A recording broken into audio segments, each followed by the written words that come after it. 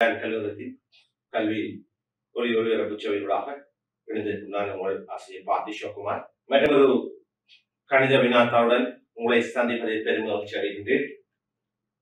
தவணை 3 தரமட்டிலே இருக்கக்கூடிய அலகுகளிலிருந்து எவ்வாறான வினாக்கள் வினவப்பட இருக்கின்றன போன்ற விடயங்களை நாங்கள் இங்கு அவதானம் செலுத்த இருக்கின்றோம்.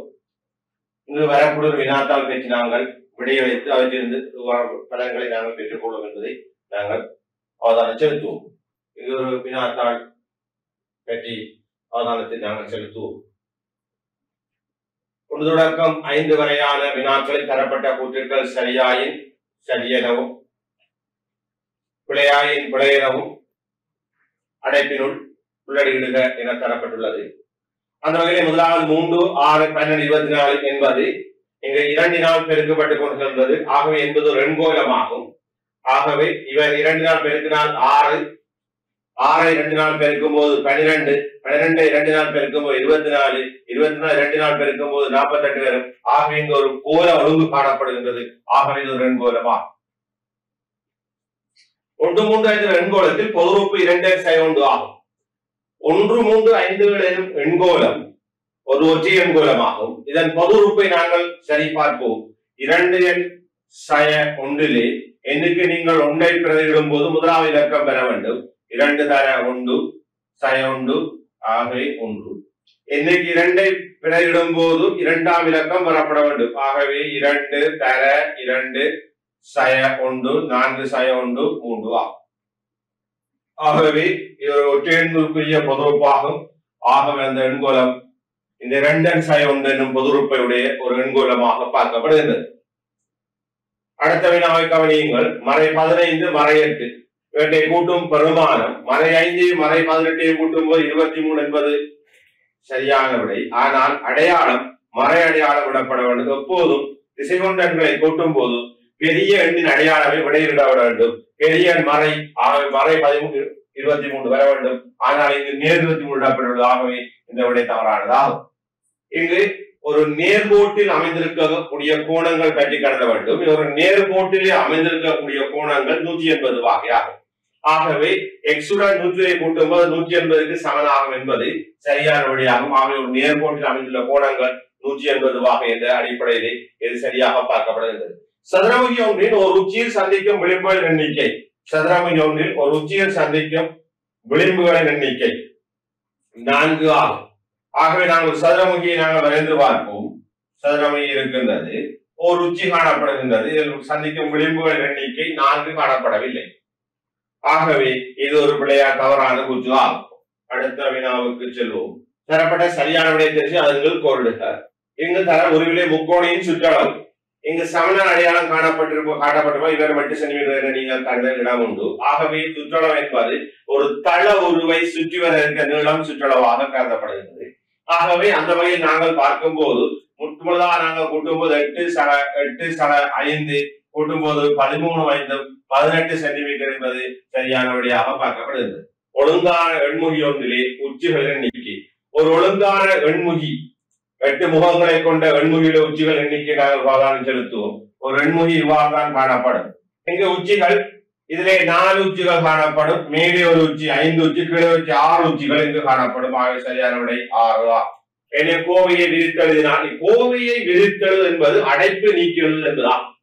ஆகவே அடைப்பு நீக்குவது என்பது அடைப்புக்கு முன்னே உள்ள எண்ணால் அதை பெருக்குவதாம். இதனால் பெருக்கும்போது இதனால் பெருக்கும்போது 6x, இதனால் பெருக்கும்போது 10 வரும். அவை 6x 10 என்பது சரியான விடையாகும். அடுத்த வினாவுக்கு நாங்கள் செல்வோம். 85 பாகையின் மிகை நிரப்பு கோணம். 2 கோணங்களில் 2 வகையான கோணங்களை நாங்கள் அறிந்திருக்க வேண்டும். ஒன்று நிரப்பு கோணம், அடுத்தது மிக நிரப்பு கோணம். நிரப்பு கோணம் என்பது 2 கோணங்களின் கூட்டுத்தொகை 90 வகையாக காணப்படுமாயின் அது நிரப்பு கோணம் என்றும், 2 கோணங்களின் கூட்டுத்தொகை 180 வகையாக காணப்படுமாயின் அது மிக நிரப்பு கோணம் எனவும் கூறப்படும். ஆகவே 2 கோணங்களின் கூட்டுத்தொகை 180 வகையாக வருமாக இருந்தால் அது மிக நிரப்பு கோணம். அந்த வகையில் 85 மிக நிரப்பு கோணம்.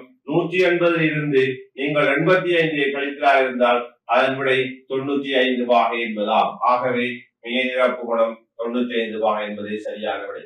ஒரு முச்சக்கர வண்டியில் ஒரு தடவை ஏற்றி செல்லக்கூடிய உச்ச நிறை 300 கிலோகிராம் ஆகும். 1500 கிலோகிராம் நிறையை ஏற்றி செல்வதற்கு தேவையான அதிகுறைந்த தடவைகளின் எண்ணிக்கை. ஆகவே ஒரு தடவை நீங்கள் 300 கிலோகிராம் ஏற்ற முடியும். 1500 கிலோகிராமை ஏற்றுவதற்கு நீங்கள் எத்தனை தடவை பெற வேண்டும் என நாங்கள் பார்த்தால் சுருக்கும் போது 5 தடவையா 5. இதனை விரித்தெழுதுக 3 தர எக்ஸ் தர எக்ஸ் தர வையா. வலுக்களின் பெருக்கமாக இது பெருக்கங்களின் வலுவாக காணப்படுகின்றது. வலுக்களின் பெருக்கங்கள் எழுதும் போது அவை நாங்கள் தனித்தனி வலுக்களை விட்டு எழுத வேண்டும். இது வலுக்களின் பெருக்கமாகும். இங்கு தரப்பட்டது பெருக்கங்களின் வலுவாகும். அவை பெருக்கங்களின் வலுவை வலுக்களின் பெருக்கமாக எழுதும் போது இவ்வாறு எழுத வேண்டும். ஒருவித தரவுகளுக்கு எக்ஸின் பெருமானம். எக்ஸின் பெருமானத்தை நாங்கள் அறிவதற்கு நாங்கள் முதலாவதாக முக்கோணியாக கருதி நாங்கள் முதல் வையின் பெருமானத்தை கண்டறிய வேண்டும். ஆகவே இது 30 பாகை, இது 15 பாகை, 45 போகும்போது எக்ஸ் ஆனது 180, வையானது 180 நீங்கள் 45 பாகையை கழிக்கும் போது 135 பாகை பெறப்படும். ஆகவே எக்ஸும் வையும் ஒரு நேர்கோடாக காணப்படுவதால் எக்ஸின் பெருமானம் 45 பாகையாகும். எக்ஸ் என்பது 10க்கு 30க்கு இடைப்பட்ட இரட்டை எண்களாகும். தொடை எக்ஸை மூலகங்களுடன் எழுதுக. இரட்டை எண்களின் தொடையை நாங்கள் எழுதுவோம். எக்ஸின் மூலகங்களை உடனான தொடையை நாங்கள் எழுதினால் 10க்கு 30க்கு இடைப்பட்ட இரட்டை எண்கள், 10க்கு 30க்கு இடைப்பட்ட இரட்டை எண்கள் 12, 14, 16, 18, 20, 22, 24, 26, 28 என்பனவா.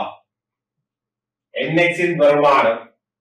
NX என்பதில் உள்ள மூலங்கள் எண்ணிக்கை 1, 2, 3, 4, 5, 6, 7, 8, 9 ஆகும். அதோட மூலங்கள் எண்ணிக்கை 9. NX என்பது நம்பர் ஆஃப் எக்ஸ் ஆக பார்க்கப்படுகிறது. அடுத்த ஒரு பிரதியிட்டு பெருமானம் காணக்கூடிய ஒரு வினா தரப்பட்டுள்ளது. ஏயின் பெருமானம் 3 ஆகவும் பியின் பெருமானம் 2 ஆக இருக்கும்போது 2 சக பியின் பெருமானம் என்ன வினாவப்படுகின்றது.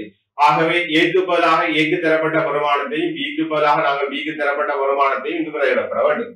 ஆகவே அந்த வகையில பார்க்கும்போது ஒரு ஏக்கு 3 இங்கு 2 காணப்படுகின்றது 6, பிக்கு 2, 2ஐயும் கூட்டும் போது 8 தான். தீர்க்க வினாவை நீங்கள் கவனியுங்கள். 2x - 3 = 13.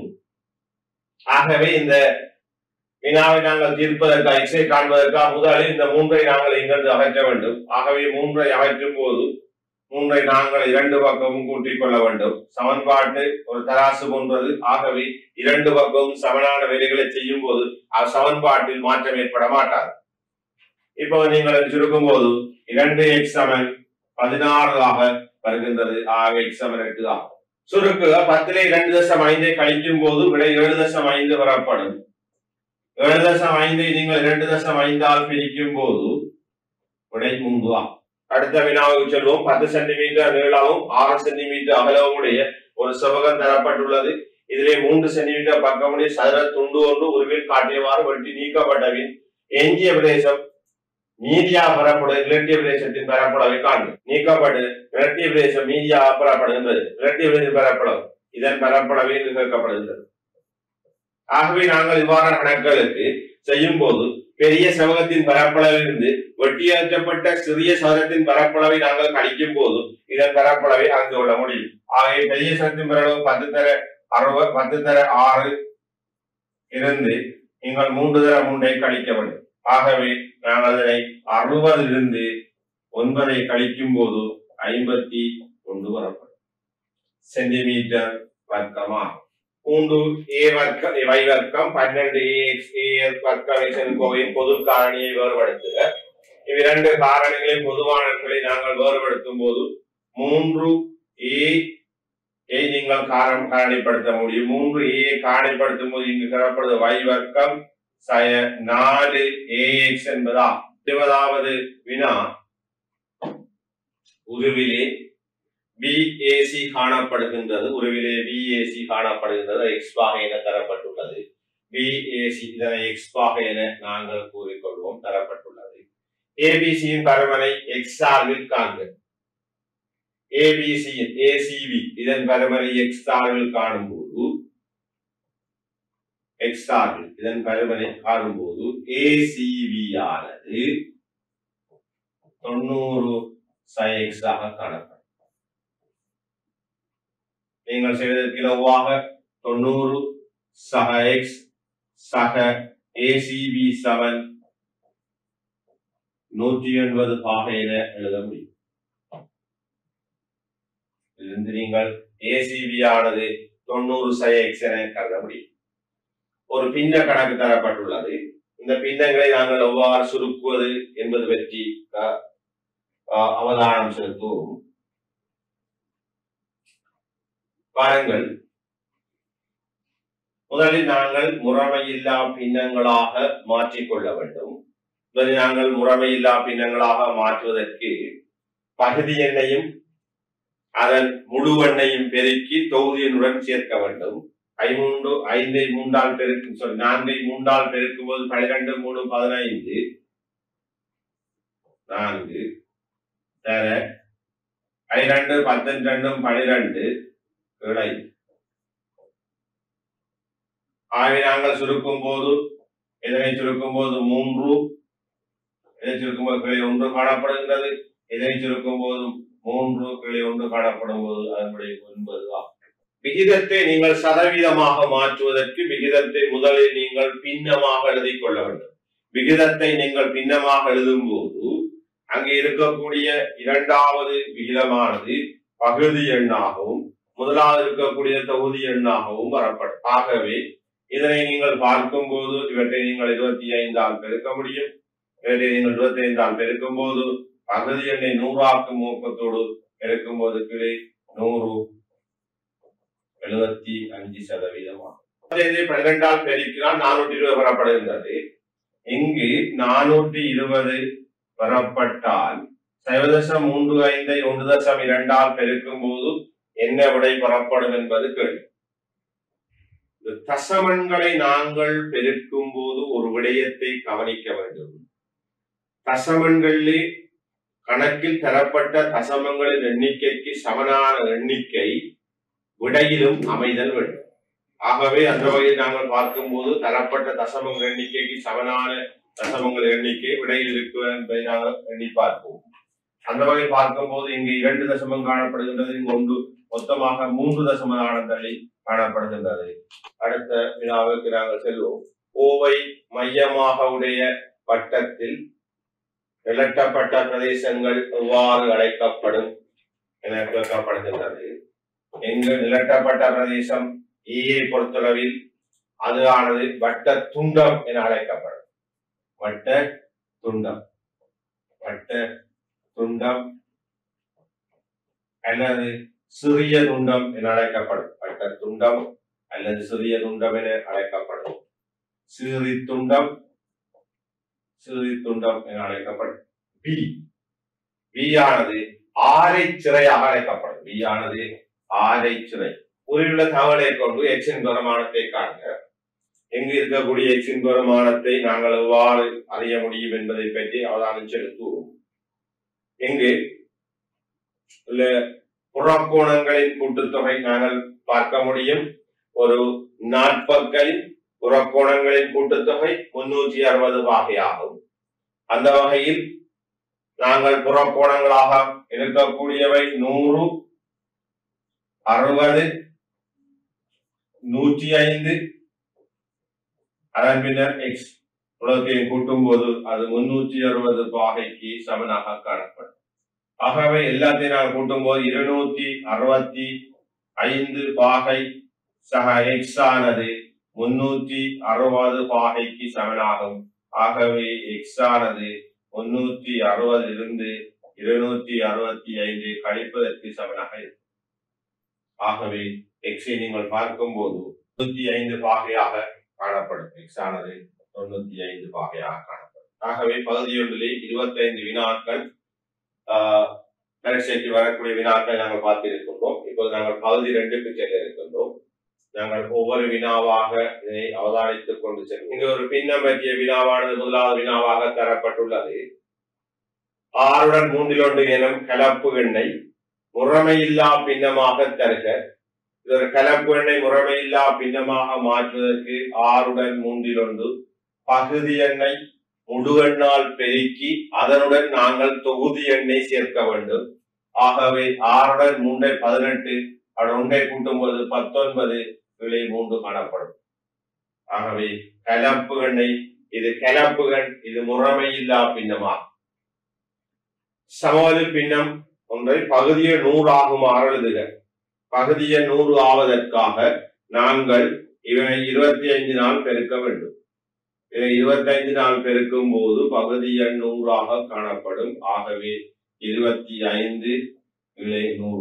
ஆகவே 4 சமமான ஒரு சமவெளி பின்னம் 125 என்பதா. 5 நிகர் மாற்றி எழுதுக. நிகர் மாற்றி என்பது அதன் தலைகள் பெருமானமாகும். ஆகவே அதன் நிகர் மாற்றி மேலே 6 5 வரும். நிகர்தை நாங்கள் நிகர் மாற்றி எழுதுவோம். தலைகள் பெருமானத்தை நிகர் மாற்றி என கருதுவோம். சுருக்குக. இங்கு ஒரு பின்னம் தரப்பட்டுள்ளது. நாங்கள் இதனை முதலாவது கலப்பெண்களை முறைமையில்லா பின்னங்களாக மாற்ற வேண்டும். கலப்பெண்ணை முறைமையில்லா பின்னங்களாக மாற்றிக்கொண்டால் 12 5 12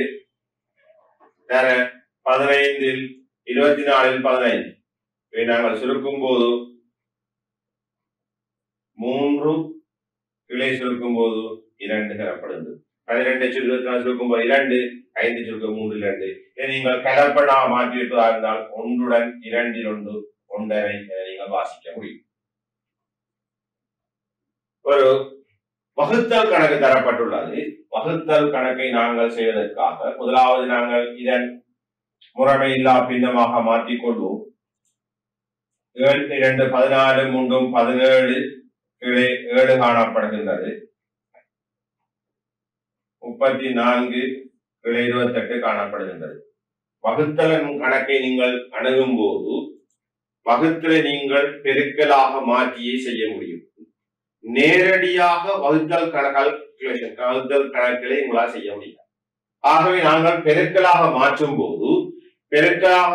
போது வகுத்தல் அடையாளத்திற்கு அடுத்ததாக வரும் பின்னமானது தலைகளாக மாறும், அதாவது நிகர்மாறாக மாறும்.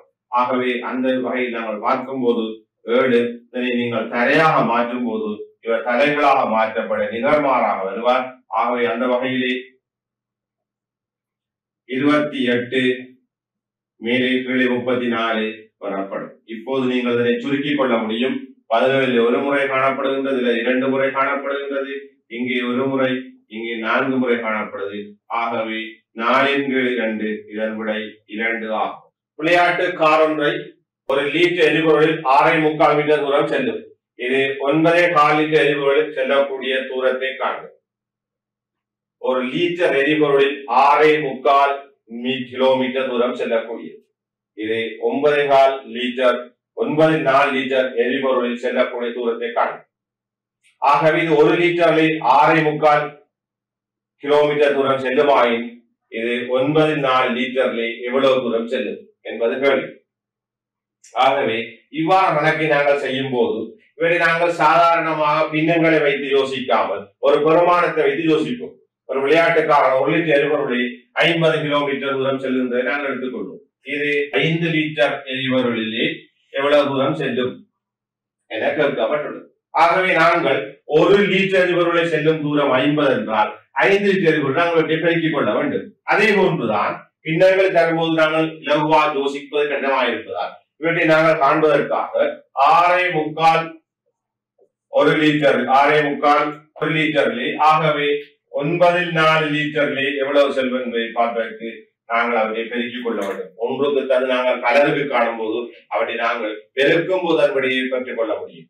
ஆகவே நாங்கள் இதனை பெருக்குவதற்காக முதல் முறைமையில்லா பின்னங்களாக மாற்றுவோம்.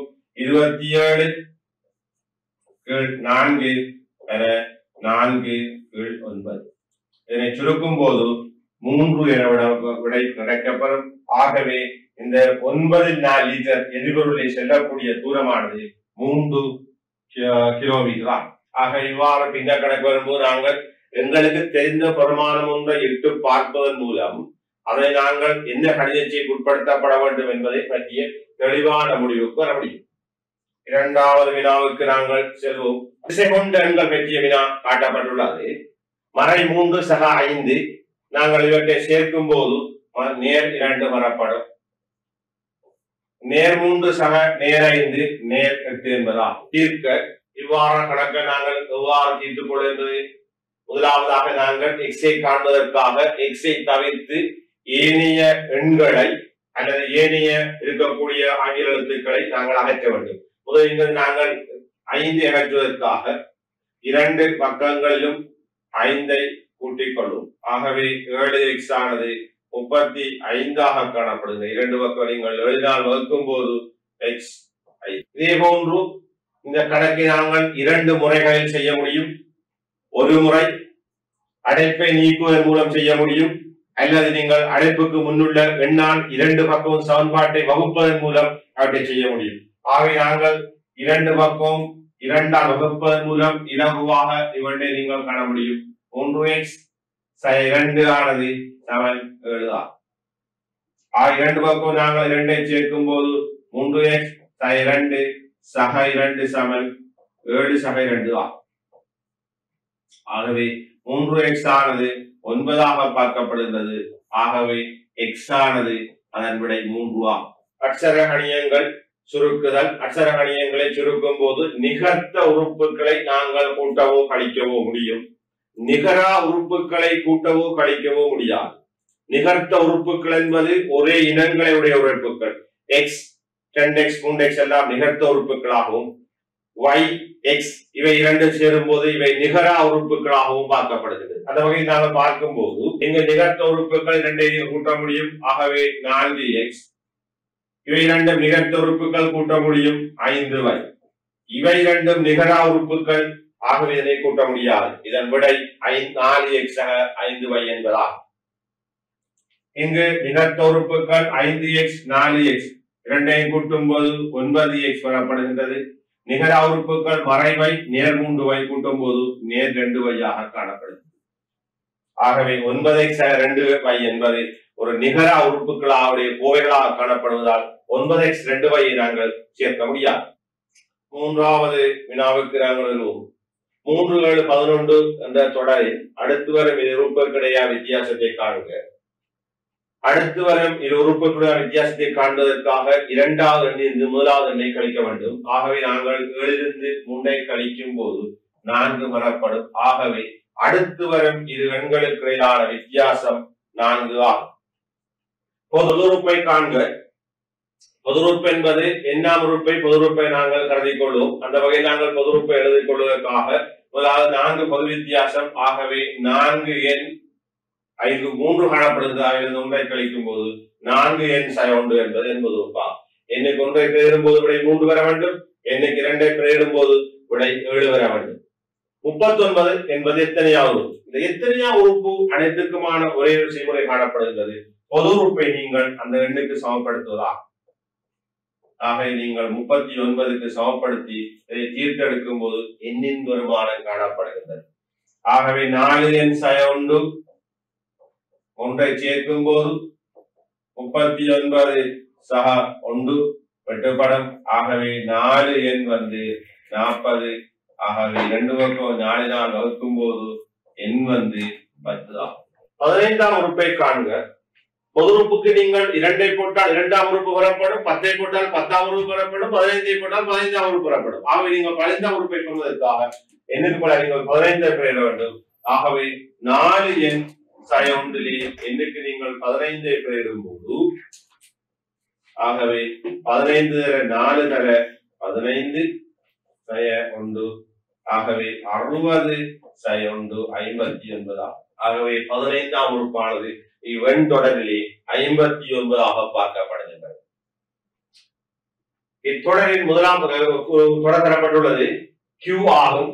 இதன் உறுப்பு 8 3 Q ஆகும். இதன் முதலாம் உறுப்பை காண்க.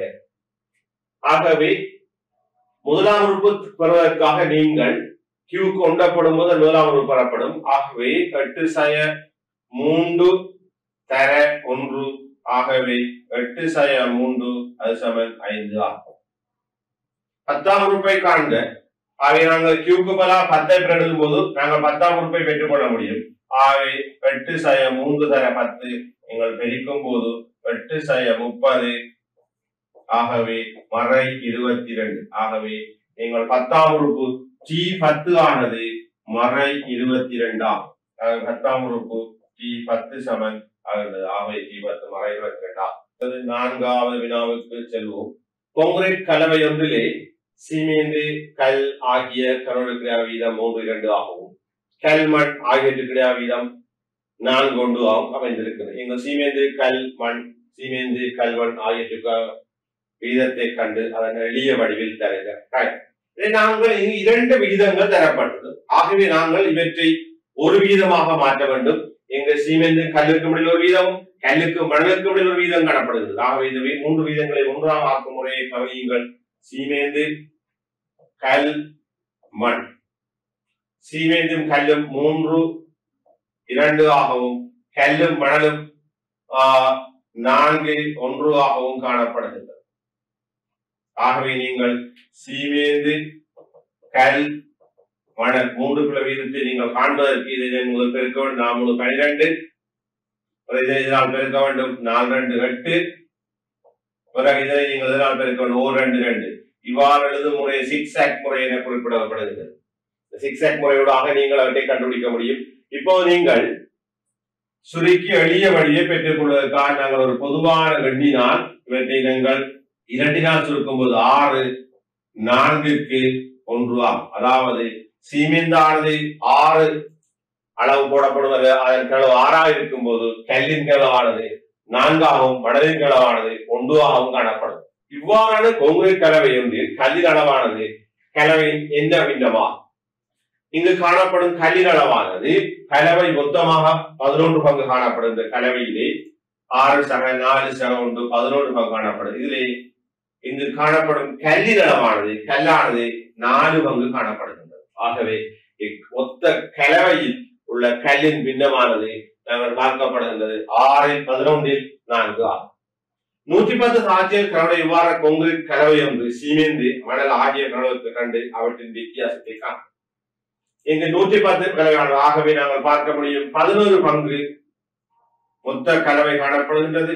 இது 110 என நாங்கள் தரப்பட்டிருக்கிறது. ஆகவே ஒரு பங்கு 110 நீங்கள் 11ஆல் வகுக்கும் போது ஒரு பங்கு 10 என கிடைக்கப்படுகின்றது. ஆகவே இங்கு இருக்கக்கூடிய சீமேந்து மணல் சீமேந்து இங்கு 6 பங்கு காணப்படுகின்றது. ஆகவே 6 தர 10 60 சாட்சிகள் சீமேந்தும், இங்கு இருக்கக்கூடிய கல் மணல் ஒரு பங்கு காணப்படுகிறது. 1 தர 10 ஆகவே 10 காணப்படும். ஆகவே இரண்டுக்கும் இடையுள்ள வித்தியாசம் 50 சாட்சிகள். சீமேந்திற்கு மணலுக்கும் இடையுள்ள வித்தியாசம் கேட்கப்படுகிறது. ஆகவே 50 சாட்சிகளாக பார்க்கப்படுகிறது. வெற்றிடங்களை பூரணப்படுத்துக. இப்போது நீங்கள் 10 பெருக்கப்படும் போது தசமானது இடம் மாற்றமடையும். ஆகவே 10 பெருக்கும் போது 21.1 பெறப்படும். இதை நீங்கள் 0.1 பெருக்கும் போது அதன் விடை 13.21 என பெறப்படும். இங்கு தசமன்களால் பெருக்கப்படும் போது தசம இடப்பெருமானங்களை அதற்கேற்ப தள்ளி வைக்க வேண்டும். தரப்படும் வினாவில் எவ்வளவு தசம எண்ணிக்கை காணப்படுகின்றதோ அதே அளவுக்கு சமனான எண்ணிக்கை விடையில் காணப்பட வேண்டும். அந்த வகையில் பார்க்கும்போது பெருக்கி இதை பெருக்குறு, இதை சொல்வது பெருக்கம். ஆகவே இங்கு 3 தசமான தள்ளி குத்துட வேண்டும். ஆகவே இதன் விடை 1.321 ஆகும். ஆகவே 3ஆம் தவணையிலே இடம்பெறக்கூடிய வினாத்தாள் ஒன்றிலே 11 தரம் 8 காணப்படுகின்ற 3ஆம் தவணை வினாத்தாள் 2வது வினாத்தாளை நாங்கள் பார்த்திருக்கின்றோம். 25 பகுதி 1 வினாக்களும் 5 பகுதி 2 வினாக்களும் காணப்படுகின்றன. ஆகவே நாங்கள் கற்ற விடயங்களை மீண்டும் மூலமாக பகுதி 1 25 வினாக்கள் சிறப்பாக செய்திருக்கின்றோம். அதிலே கடந்த தவணைகளில் நீங்கள் கற்ற விடயங்கள் பற்றி தெளிவான மீட்டருடன் இடம்பெற்றிருக்கின்றன. மேலும் பகுதி 2லும் பல கணக்குகள் வினாக்கள் செய்யப்பட்டுள்ளன. ஒரு சில கணக்குகள் மீதமாக இருக்கின்றன. நாங்கள் இந்த வினாக்களை நாங்கள் மற்றொரு வகுப்பிலே சந்திக்கும் வரை உங்களது விடைபெறும் நான் உங்கள் அன்பின் ஆசிரியர் கணித ஆசிரியர் பா. திஷோகுமார்.